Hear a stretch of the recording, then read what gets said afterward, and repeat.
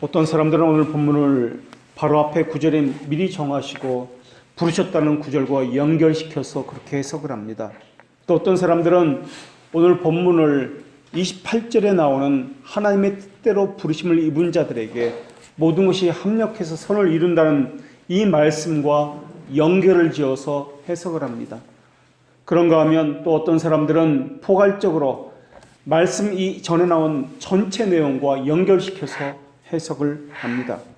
또 어떤 사람은 오늘 본문을 고난과 고통으로서 그렇게 이해를 하기도 합니다.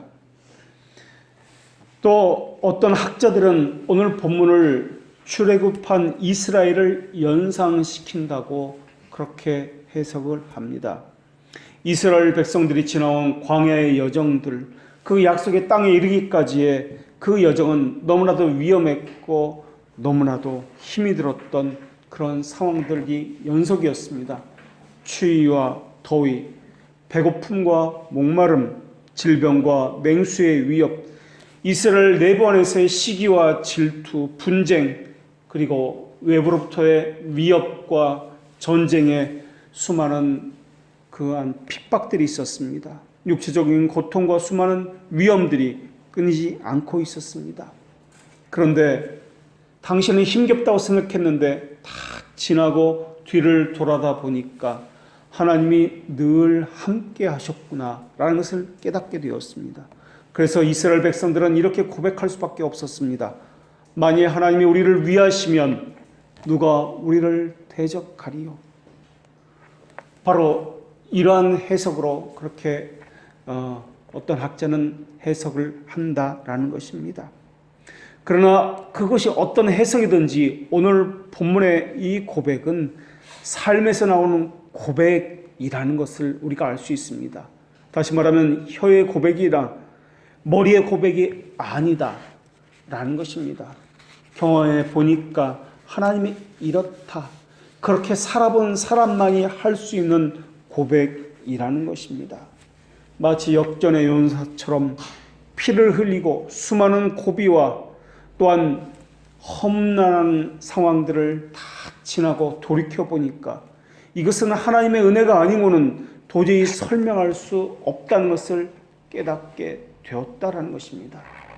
더구나 오늘 본문을 읽고 있는 사람들은 네로 황제 시대의 로마에 살고 있는 로마 교인들입니다. 로마 교회 교인들은 이제 얼마 후면은 로마 원형 경기장의 문이 열리면서 굶주림으로 인해서 으르렁대는 무서운 사자 앞에 서게 됩니다. 군중의 조롱 앞에 서게 될 것입니다. 자신의 육신을 찢어 밝히기 위해서 사자들은 달려들 것입니다.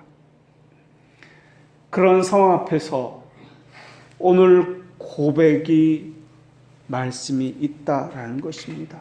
그리고 오늘 본문의 이 고백은 그들의 고백만이 아니라 후대에까지 또 그 후대에까지 계속 전해져서 고백되어지고 있다라는 것입니다. 만일 하나님이 우리를 위하시면 누가 우리를 대적하리요? 사자도 아니고 정치적으로 핍박하는 자들도 아닙니다. 하나님이 우리를 위하시면 그 모든 핍박과 그 모든 고난은 고난이 아니라 기쁨과 감사가 될 것이며 그것은 핍박이 아니라 하나님과 함께하는 동행의 시간의 역사가 될 것입니다. 또 어떤 신학자는 오늘 본문 배경을 법정의 배경을 떠올리게 한다라고 이야기했습니다. 왜냐하면 하나님께서는 죄인들을 찾아오셨으며 그들을 향한 사랑을 드러내 주셨기 때문에 그렇습니다. 그래서 그 하나님은 어떤 신이 아니라 유일하신 신, 삼위로 계신 하나님임을 오늘 본문과 다음 본문에서 드러내 주고 있다라는 것입니다. 다음 구절인 32절에서는 우리를 위하시는 하나님의 그 사랑이 어떻게 드러나는지를 분명히 드러내 주고 있기 때문에 그러합니다. 그 사랑은 단 한 단어로 요약할 수 있는데 예수 그리스도의 죽음과 부활, 것이라는 것입니다. 성도는 하나님의 뜻을 따라 살아가려고 하면은 성도를 넘어뜨리려는 사탄의 세력과 그들의 핍박을 직면하게 되어 있습니다. 그러나 하나님은 하나님의 계획과 목적이 한치의 오차도 없이 이루고 계시다라는 것입니다. 하나님의 사랑에서 끊을 자는 그 누구도 없다라는 것입니다. 사람은 자기가 원하는 대로 일이 진행되면 기뻐합니다. 반대로 자기가 원하는 대로 일이 진행되지 않으면 당황하고 힘들어하고 고통스러워합니다. 그렇다면 하나님은 어떨까요? 하나님이 택하신 그 백성, 그 사람들의 행동에 따라 때로는 당황하기도 하고, 때로는 고민하시기도 하시고, 때로는 그들이 잘하면 기뻐하기도 하고 그러실까요? 하나님은 어떤 사람의 구원이 잘 고정되어 있을까 궁금해하시기도 하시고, 걱정하기도 하시고, 염려하기도 하실까요? 하나님 어떤 사람의 믿음이 마지막 때까지 잘 붙어 있을지 염려하시는 그러한 분일까요? 만일 구원이 사람의 의지와 행동에 따라서 달라지게 된다면 하나님은 늘 걱정하셔야만 하실 것입니다. 더구나 우리에게는 세 가지 대적이 있습니다. 하나는 사탄이요, 또 하나는 세상이요, 또 하나는 우리 안에 내주하는 남아있는 죄입니다. 그것들은 우리로 하여금 어떤 확신도 갖지 못하게 방해하고 있습니다. 그러나 구원은 우리의 의지나 우리의 행위와는 전혀 상관이 없습니다. 전적으로 하나님의 행하심입니다. 하나님은 단지 그때만 활용되는, 통용되는 미봉책을 사용하시 않으십니다. 그분은 일순간이나 한순간만 가능하도록 그렇게 하시는 분도 아닙니다. 그분은 게으르시 않으시며 시작한 것을 미완성으로 남겨놓는 분이 아니십니다. 오늘 본문의 만일이라는 이 단어는 본질적이고 무조건적인 약속을 의미하는 단어입니다. 무조건적인 약속은 그것을 위해서 무엇을 해야 한다는 조건을 제시하지 않는 절대적인 약속을 의미합니다. 결국 오늘 본문에서의 만일은 어떤 자격을 요구하지 않는다라는 것입니다. 하나님의 약속은 그 자체로 성취하는 약속입니다. 하나님의 약속은 의지를 가졌기 때문에 어떤 수단을 사용하면 그렇게 될 것이다 라고 하지 않는 약속입니다.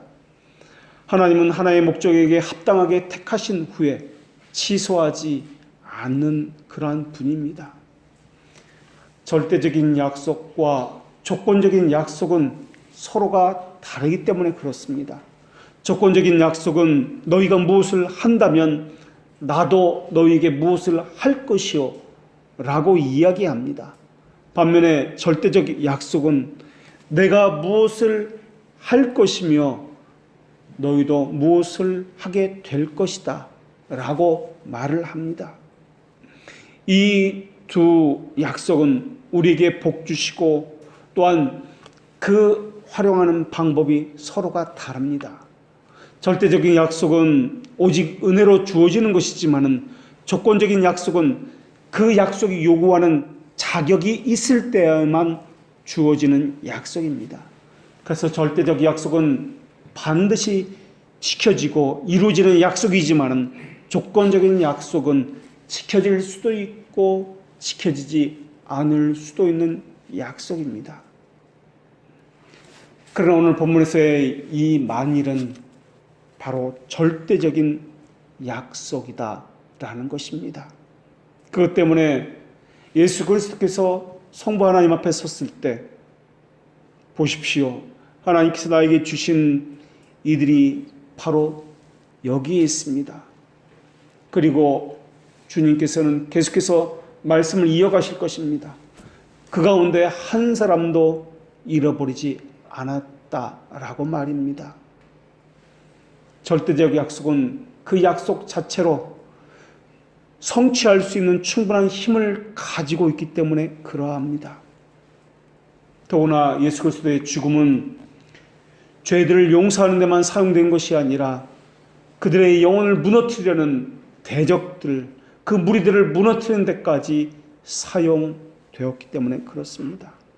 그래서 우리 주님은 아무도 나의 손에서 이들을 빼앗아 갈 수 없다라고 말씀하셨습니다. 조건적인 약속은 회개를 요구하지만 절대적인 약속은 그것을 하도록 그렇게 만드십니다. 조건적인 약속은 믿음을 우리에게 요구하지만 절대적인 약속은 그 믿음을 우리에게 주십니다. 조건적인 약속은 우리에게 새 마음을 가지라고 요구하고 있지만 절대적인 약속은 우리에게 새 마음을 부어 주십니다. 우리 주님께서 베드로에게 하신 말씀을 기억해 보십시오. 사탄은 베드로를 요구했습니다. 그리고 겉으로 보기에도 베드로의 믿음은 사탄의 것처럼 보였습니다. 그러나 베드로는 결국은 실패하지 않았습니다. 왜냐하면 그 뒤에서 믿음이 실패하지 않기를 기도하신 분이 계셨기 때문에 그러합니다. 매 순간 우리는 버려진 것 같습니다. 그러나 매 순간 은혜가 우리와 함께하고 있다는 것도 우리는 알고 있습니다. 그 이유는 그분이 하늘에 좌정하셔서 우리를 위해서 중보하시기 때문에 그렇습니다. 비록 애통하고 저항을 받고 넘어진 것 같고 우리는 버림을 받은 것 같습니다. 그러나 그리스도의 영은 쉬지 않고 기도하신다라는 것입니다. 도르트 신경은 이러한 교리를 성도들의 견이다 이름하고 5번째 항목에 이 교리를 두었습니다. 그렇다면 다시 묻겠습니다. 우리가 가진 신앙은 우리에게서 나온 것입니까? 아니면 하나님이 주신 것입니까? 우리가 가진 신앙은 우리가 지금까지 고생하면서 쌓아 올린 것입니까? 아니면 하나님이 그렇게 우리로 하여금 만들어 주신 것입니까?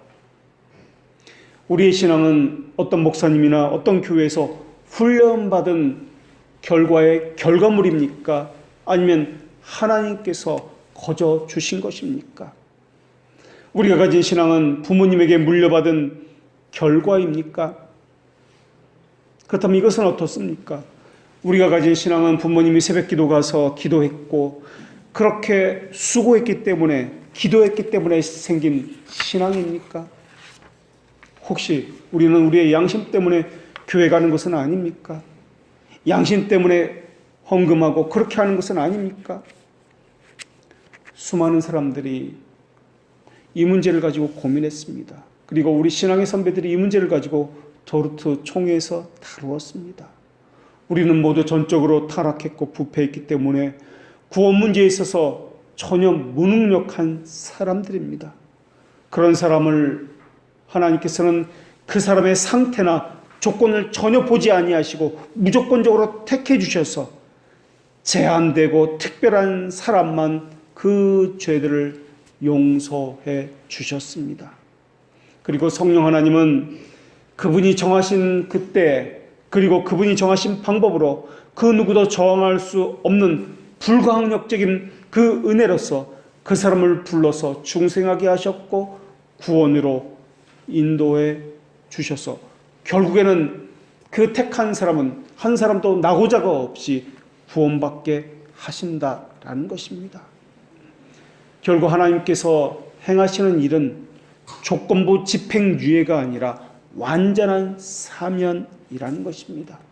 그래서 그리스도의 학교에는 조건부 입학이라는 것이 없습니다. 중간에 아무리 사고를 치고 또 여러 가지 문제를 일으킨다 할지라도 퇴학이나 자퇴가 있을 수가 없습니다. 견인교리는 단 한마디로 말하면 보장된 구원이라고 할 수 있습니다. 이것은 은혜로 된 것이지 행위로 된 것이 아니기 때문에 그렇습니다. 그래서 사람에는 두 종류의 사람이 있는데 한 종류의 사람은 들킨 죄인이 있고 또 한 종류의 사람은 안 들킨 죄인이 있을 뿐입니다. 그래서 사람은 추호의 자랑이나 자기 교만이 있어서는 안 됩니다. 선택받은 사람도 죄를 저지르면서 살아갑니다. 그러나 하나님께서는 그들을 붙들고 끝까지 인도해 주십니다. 사실 예수님께서도 이 땅에 사실 때 많은 시험을 받으셨습니다. 성경은 그것을 마귀가 모든 시험을 다한 후에 얼마 동안 떠나니라 라고 기록하고 있습니다. 얼마 동안 떠났다는 것은 얼마 후에는 다시 마귀가 와서 시험하고 괴롭게 했다라는 것입니다. 예수님 곁에는 항상 마귀가 예수님을 괴롭혔다, 시험했다라는 것을 알 수 있습니다. 하물며 연약한 우리야 어떻겠습니까? 선택받은 사람이 죄를 짓는 거나 선택받지 않는 사람이 죄를 짓는 것은 겉으로 볼 때는 둘 다 똑같이 죄를 짓는 것입니다. 그러나 선택받은 사람은 죄를 짓는다 할지라도 약속받은 은혜에서 떨어져 나가지 않습니다. 죄로 인해서 선택받은 사람이 죄를 짓는 것은 잠시 하나님과의 친교성에서 떨어진 것이지 하나님과의 관계성에서 단절된 것이 아니기 때문에 그렇습니다. 그래서 친교성과 관계성, 이 두 가지가 견인교리의 핵심이라는 것입니다. 선택받은 사람이 죄를 짓게 되면 하나님과의 친밀성에서 잠시 떨어져 나갈 수 있습니다. 그러나 하나님과의 관계성, 아버지라는 이 관계성과 자녀라는 관계성까지 단절된 것은 아니다라는 것입니다. 왜 그렇다면 베드로만 구원받습니까? 왜 가룟 유다는 구원받지 못했습니까? 어디까지 구원받은 죄이며 어디부터 어디까지 버림받은 죄란 말입니까? 그 둘의 차이를 어떻게 구별할 수 있습니까? 없습니다. 베드로나 가룟 유다나 하나님 앞에서는 둘 다 똑같은 죄인입니다. 모두가 죄인인 이상 그 무게의 차이를 둘 수가 없습니다. 요한복음에서도 그래서 너희 중에 죄 없는 자가 먼저 돌로 치라라고 주님께서는 말씀하신 것입니다. 가룟 유다나 베드로나 모두 하나님 앞에 큰 죄를 지었고 둘 다 동일하게 예수님을 배신했습니다. 그렇다면 동일한 죄를 지었기 때문에 둘 다 동일한 죄의 결과를 맛봐야 하는 것, 이것이 하나님의 공의일 것입니다. 그래야 하나님답고 공정한 재판이 될 것입니다. 그런데 결과가 어떻습니까? 두 사람의 결과는 판이하게 달랐습니다. 예수님은 베드로를 찾아가셨습니다. 그러나 가룟 유다에게는 그렇게 하지 않았습니다. 예수님이 찾아가기 전에 가룟 유다가 먼저 스스로 목을 메어서 자살했다고요? 왜 자살하기 전에는 찾아갈 수 없었습니까? 목을 매달았을 때 나뭇가지가 부러지거나 줄이 끊어지도록 할 수는 없었습니까? 아니면 지나가던 사람이 마침 의사라서 가룟 유다를 살릴 수는 없었습니까? 루터가 그랬지 않습니까? 동맥이 끊겼는데 마침 지나가던 사람이 의사였는데 그것을 보고서 구원받은 사람이 루터가 아니었습니까? 그것처럼 말입니다. 베드로는 회개를 했고 가룟 유다는 후회를 했다고 그렇게 나옵니다. 이런 건 역시 하나님께서 하신 것 아닙니까? 누구는 구원하시고 누구는 내버려 두시고 이 모든 것이 하나님의 주권에서 나온 것 아닙니까? 그런 것을 보면은 베드로는 자랑할 것이 전혀 없을 것입니다. 성경 본문을 보면은 베드로와 가룟 유다는 마지막 유언과 같은 예수님의 설교를 들었습니다. 그리고 거기서 너무나 많은 은혜를 받았을 것입니다. 그런데 설교 말미에 오늘 닭울기 전에 내가 나를 3번이나 모른다고 부인할 것이다 라고 말씀하셨습니다. 베드로는 아마 그 말씀을 듣고서 이렇게 좋은 말씀을 내가 오늘 들었는데 은혜 받았는데 제가 그럴 리가 있겠습니까? 절대로 그러지 않겠습니다 라고 대답했을 것입니다. 그럼 베드로가 어떻습니까? 설교를 듣고서 집으로 돌아가는 도중에 타락해 버린 것입니다. 은혜 떨어진 상태에서 항상 신앙을 저버리는 그 상태에서 타락한 것이 아니었습니다. 은혜 받고 바로 설교를 듣고 그 한창 은혜의 최고절에 달했을 때 그런 것입니다. 결심도 했습니다. 의지도 강했습니다. 그런데 그 순간에 배신했습니다. 우리 주님은 가룟 유다에게도 동일한 설교를 하셨습니다. 동일한 말씀을 하셨습니다. 배신의 경고도 했습니다. 같은 장소에서 같은 분에게 베드로와 가룟 유다는 같은 설교를 들었고 동일한 배신의 경고도 들었습니다. 그런데 한 사람은 구원으로 인도함 받았고 한 사람은 멸망으로 나아갔습니다. 이들의 차이는 무엇입니까? 누가 더 잘났기 때문에 그렇습니까? 누가 더 못나서 구원받지 못한 것입니까? 아닙니다. 그저 하나님의 은혜 외에는 다른 것으로 설명드릴 수가 없습니다. 뼈저린 고통 속에서 그것을 깨닫게 된 베드로는 가난한 마음으로 하나님 앞에 다시 세워지게 됩니다. 그래서 개혁교회의 역사는 신앙 고백의 역사입니다. 신앙 고백은 자신이 하는 게 아니라 하나님께서 하게 하시는 것입니다. 하나님은 이런 베드로의 신앙 고백 위에 하나님의 나라와 교회를 세우셨습니다. 그리고 유다의 타락과 배신에 대해서는 성경을 응하게 함이니이다 라고 기록해 두셨습니다. 베드로에게 은혜를 베푼 것, 다른 것으로는 설명할 수가 없습니다. 하나님의 자비하심입니다. 성경은 하나님은 여호와이기 때문에 자비롭다라고 말씀합니다. 자비가 하나님의 본성이기 때문에 베드로에게 자비를 베푸셨다라는 것입니다. 하나님은 자비를 베풀겠다는 결심만 있으시면 모든 것을 하실 수 있으며 모든 죄들까지도 용서하실 수 있습니다. 하나님의 자비는 죄 가운데서 죄들을 용서함으로 가장 잘 두드러지게 나타나기 때문에 그렇습니다. 하나님은 본성에 있어서도 자비로우시며 의지에 있어서도 자비로우시며 행실과 모든 행위에 있어도 자비로우신 하나님이십니다. 성경에서는 하나님께서는 이런 분이다 라고 그분을 묘사할 때 쓰이는 4가지 속성이 있습니다. 자비, 은혜, 인내, 선입니다. 그런데 항상 자비를 그 가운데 먼저 두고 있습니다. 자비가 그 모든 것들을 포함하고 있기 때문에 그렇습니다. 그래서 출애굽기 34장 6절에서도 자비롭고 은혜롭고 노하기를 더디하시고 인자와 진실이 마시는 하나님이다 라고 그렇게 하나님에 대해서 묘사하고 있습니다. 자비가 가장 먼저 언급되고 있는 까닭은 자비가 하나님의 복됨에서 바탕을 두고 있기 때문에 그렇습니다. 하나님은 죄의 비참함이 도저히 닿을 수 없는 완전한 하나님이십니다. 하나님은 외부의 어떤 것도 필요하지 않으신 분이십니다. 하나님은 오히려 다른 것들을 복된 존재로 만들어줄 수 있는 능력과 힘을 소유한 분입니다.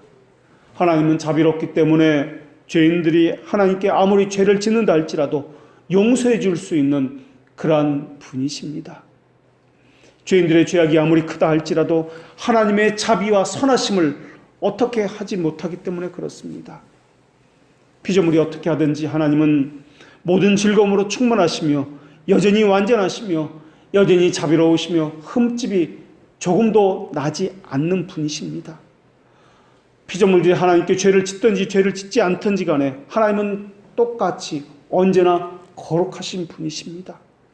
피조물이 어떻게 하든지 하나님의 거룩하심과 선하심을 해치지 못하기 때문에 그렇습니다. 그래서 욥기에는 하나님에 대해서 이렇게 묘사합니다. 그대가 범죄한들 하나님께 무슨 영향이 있겠으며 그대의 악행이 가득한들 하나님께 무슨 상관이 있겠으며 그대가 의로운들 하나님께 무엇을 드리겠으며 그가 그대의 손에서 무엇을 받으시겠느냐 라고 말입니다.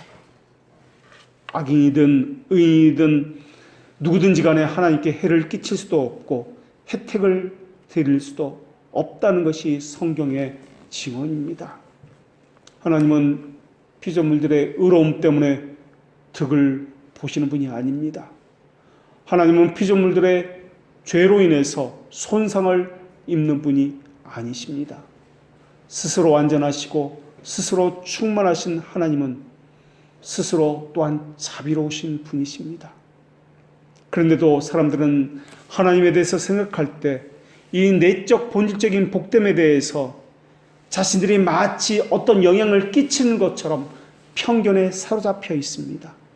내가 무슨 좋은 행동을 하면 하나님께서는 좋은 혜택을 받으신 것처럼, 내가 나쁜 행동을 하면 하나님의 영광이 빼앗기는 것처럼 그렇게 생각을 하고 있습니다.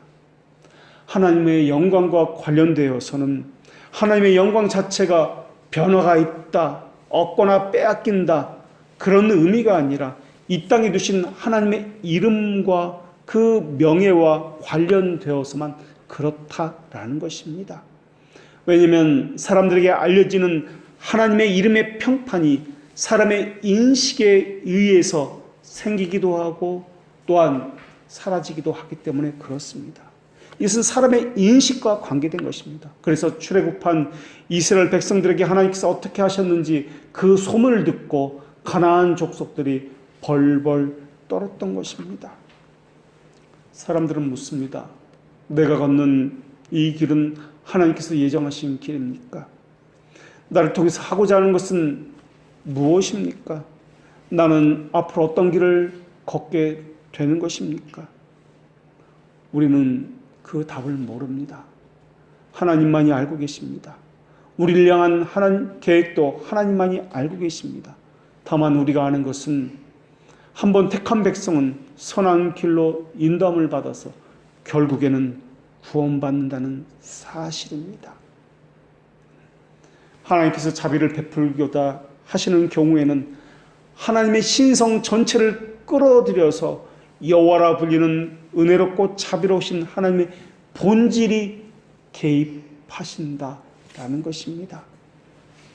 하나님은 자비를 베풀려고 하실 때 하나님의 신성 전체를 끌어와서 그 자비에 다 쏟아 넣으시는 분이십니다. 그래서 우리가 아직 죄인 되었을 때 그리스도께서 우리를 위하여 죽으심으로 하나님께서 우리에 대한 하나님의 사랑을 확증하셨다고 말씀해 주셨습니다. 하나님은 그 누구도 어떤 것도 도달하지 못할 높이를, 넓이와 깊이를 가지고 계신 분이십니다.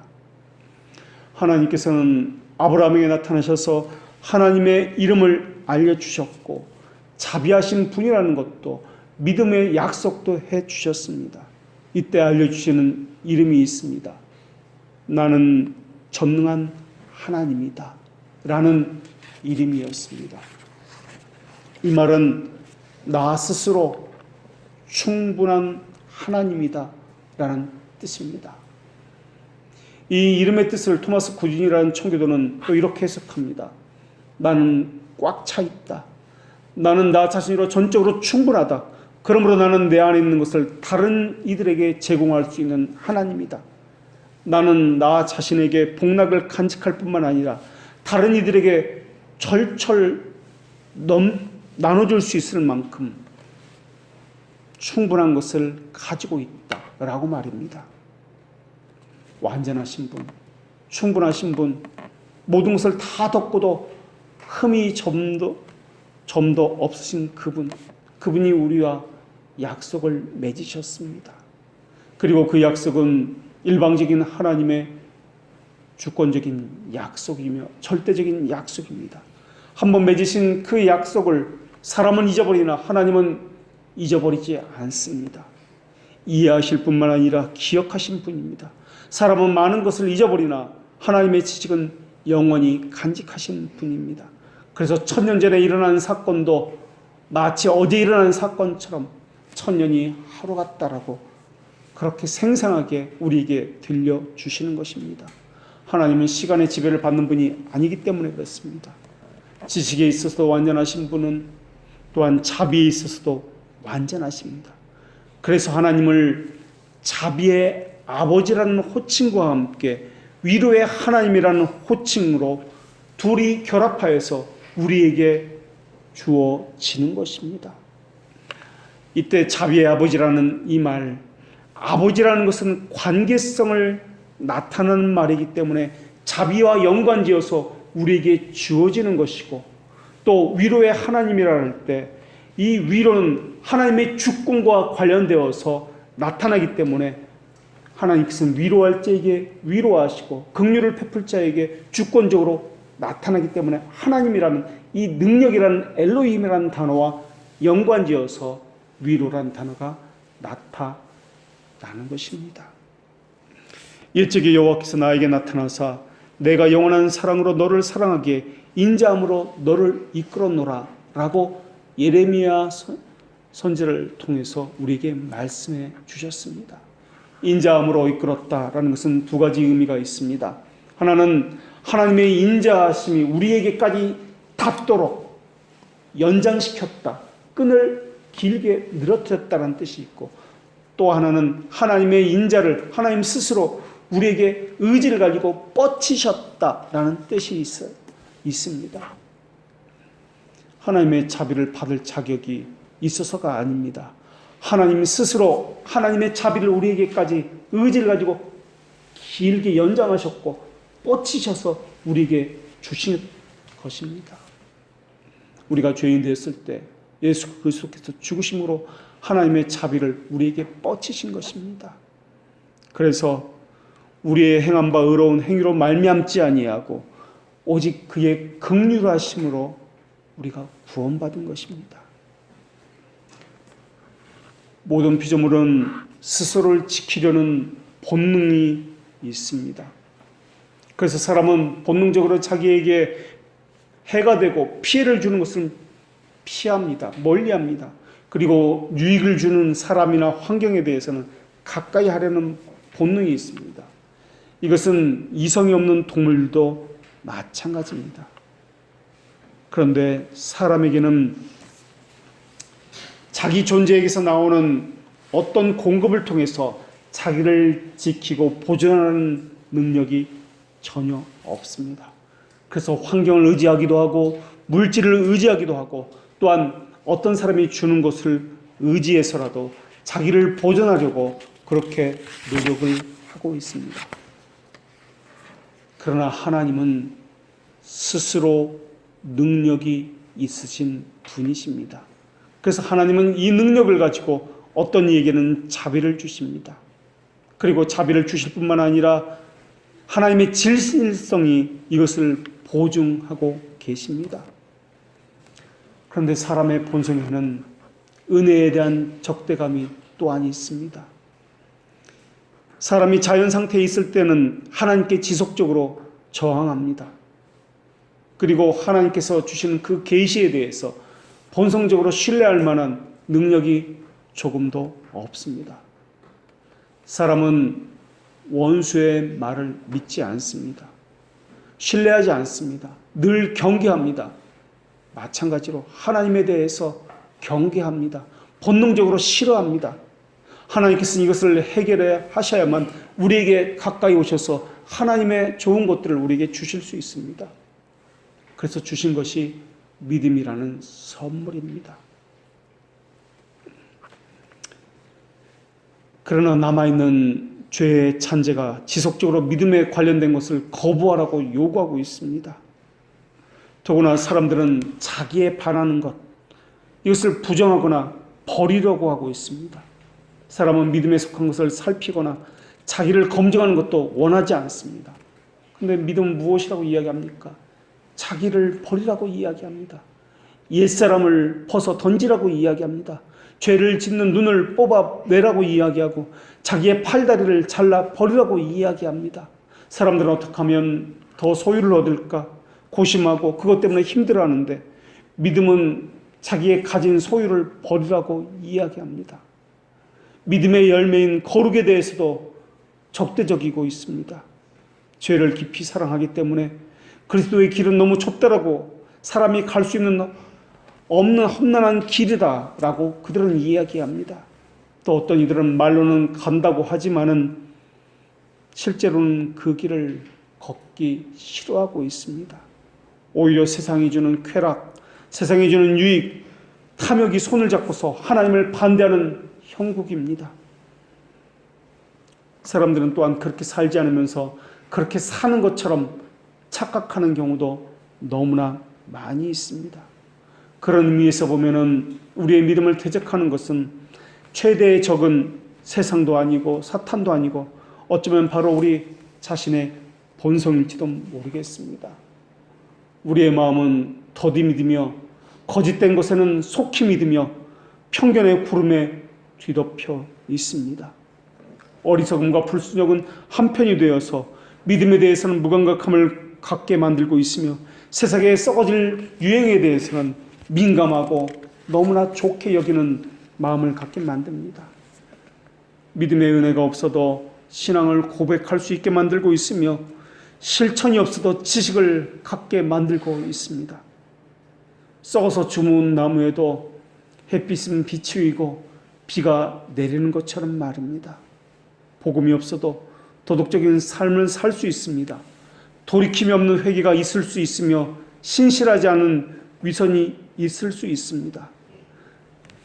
아나니아와 삽비라처럼 외형적으로 열심히 봉사할 수 있고 헌금할 수 있고 주의 일꾼처럼 사람들에게 보일 수도 있습니다.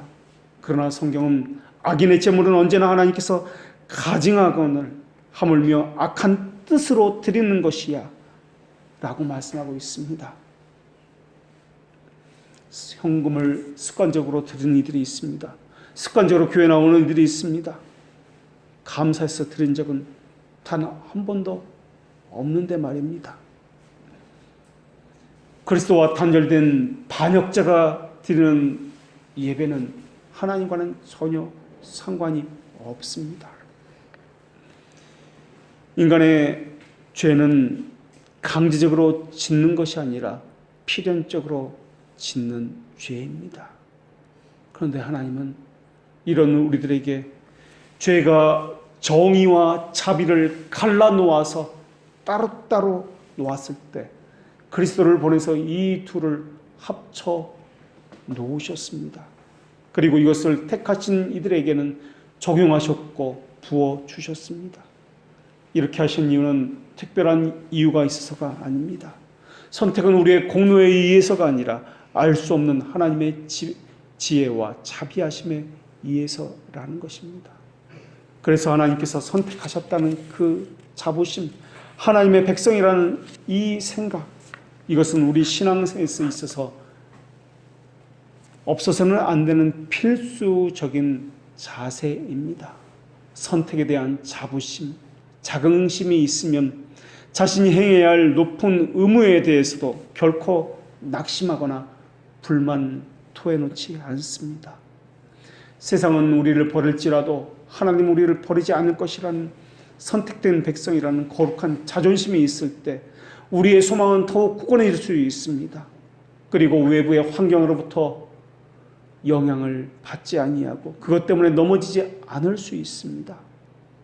사도 바울도 하나님의 선택하심에 대해서 마땅히 하나님께 감사할 것은 하나님이 처음부터 너희를 택하사 성령의 거룩하게 하심과 진리를 믿음으로 구원을 얻게 하십니다 라고 그렇게 데살로니가 교회에 편지했습니다.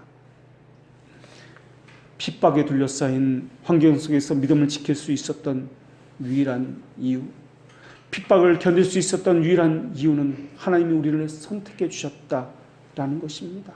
그리고 믿음을 지킬 수 있도록 하나님께서 공급해 주셨다라는 것입니다. 물론 하나님은 때로는 자기의 종들도 악인의 정욕 때문에 고통당하기도 하십니다. 찢기고 몰락당하는 것까지 허락하실 때도 있을 것입니다. 어둡고 누추한 곳에서 신음하는 것도 내버려 두시는 경우도 있습니다. 반대로 악인들은 밤의 별처럼 빛나게도 하시는 경우도 있습니다. 그것을 볼 때 우리는 너무나 부럽게 여겨집니다. 우리가 걷는 이 길을 버리고 싶을 때가 너무나 많이 있습니다. 그것 때문에 다윗은 나는 거의 넘어질 뻔하였고 이는 내가 악인의 형통함을 보고 오만한 자를 질투하였습니다 라고 고백했습니다.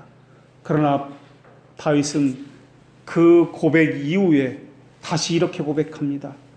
내가 어쩌면 이를 할까 하여 생각한즉 그것이 내게 심히 고통이 되었더니 하나님의 성소에 들어갈 때에야 그들의 종말을 내가 깨닫겠나이다 라고 말입니다. 믿는 자들의 소망은 현재의 공경을 초월하여 미래를 바라보게 만들기 때문에 그렇습니다. 다윗의 이 고백에서 우리가 배울 수 있는 것은 하나님의 종들에게 하는 약속은 이 세상의 것과는 전혀 상관이 없다는 것을 이야기해 주고 있는 것입니다. 얼마나 억울하고 원통한지 모릅니다. 우리도 남들처럼 잘 입고 잘 먹고 평안해지고 싶습니다. 물질의 어려움을 겪지 않고 살고 싶습니다. 그러나 우리는 환경에 어려움이 있으면 금세 힘들어지고 좌불안석이고 다 그만두고 벗어 던지고 싶습니다. 내가 왜 이렇게 살아야 되나 라는 생각이 들기도 합니다. 그때마다 하나님께서는 원망하고 고통하는 마음이 있는 우리에게 하나님의 성소를 바라보라고 말씀을 보내서 하나님의 성소로 들어 올리십니다. 그래서 현세의 그림자 속에서는 나타나지 않는 숨겨져 있는 것을 보게 만드십니다.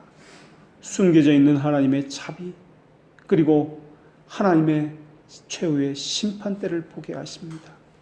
다른 이들은 이것을 볼 수 없지만 우리는 믿음의 눈으로 이것을 볼 수가 있습니다. 그리고 그때가 오리라는 것을 의심하지 않게 됩니다. 그러면서 시편 기자가 고백했던 것처럼 나는 의로운 중에 주의 얼굴을 보리니 주의 형상으로 만족하리이다 라는 고백을 하게 만드시는 분입니다. 그때 원망과 불평은 사라지고 세상이 찍어내릴 것 같은 우리의 연약한 믿음은 힘을 내서 하나님에 대한 감사로 다시 솟아오르게 할 것입니다. 그러면서 악인은 풀같이 성장하고 다 흥황할지라도 결국에는 멸망할 것이라는 고백을 저절로 하게 됩니다. 시인은 이러한 사실을 시편의 다른 구절에서 이렇게 묘사합니다. 어리석은 자들은 자기의 재물을 의지하고 부유함을 자랑하도다.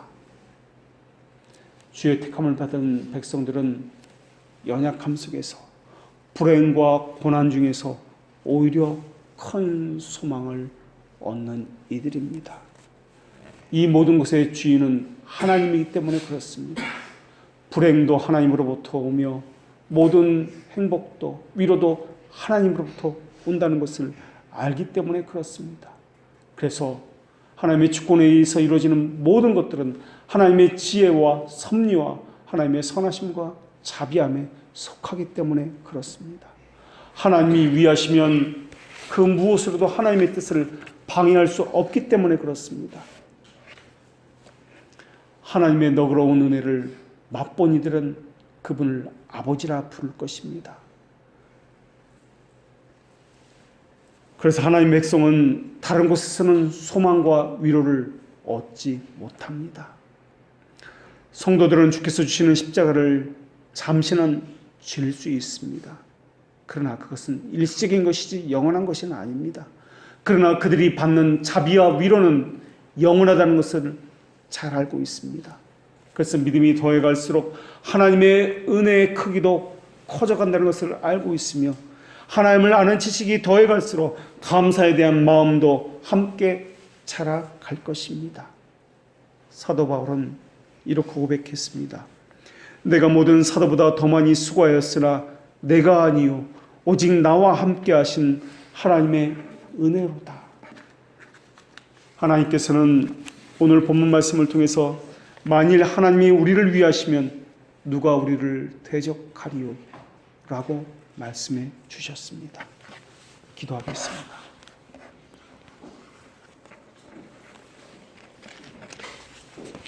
하나님, 우리에게 말씀을 주셨을 때 그분은 자비롭다는 것과 선하다는 것을 또한 함께 말씀해 주셨습니다.